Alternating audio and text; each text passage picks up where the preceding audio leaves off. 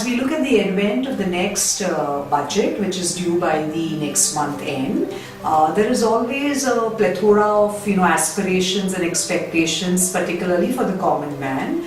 I would like to break it up in terms of pre-budget expectations, largely for salary taxpayers, because this is a lot where the entire salary income gets, taxes are deducted at source, and there are not many avenues for tax savings. If you take a look at some of these salary-related tax exemptions, the limits for tax exemptions are a decade old, or perhaps more than that.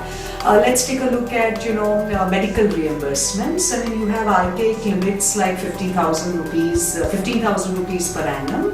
Definitely, there are always aspirations to hike that up for at least 50,000 per annum, considering the spiraling cost of medical expenses.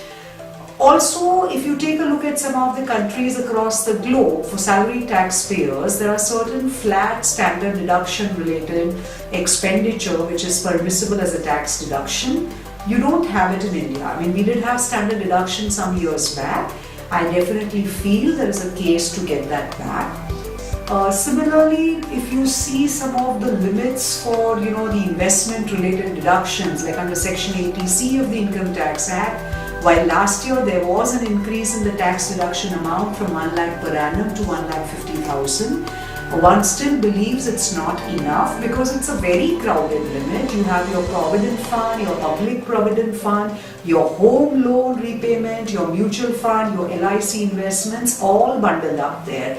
So for the common man, definitely there needs to be certain carve-out avenues from this bundle limit, and perhaps introduce something separate for education, separate for home loans, so on and so forth.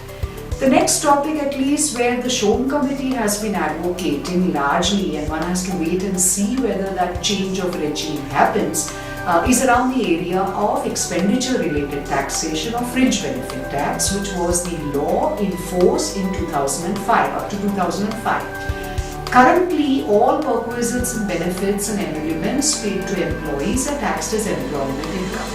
Shom Committee has recommended fringe benefit tax, which is a tax on certain specified expenditure and benefits at the employer level. If that change were to be brought about in the budget, that can have perhaps far-reaching changes in employment-related taxes, moving to company-related taxation. One has to wait and watch the fine print. Thank you very much.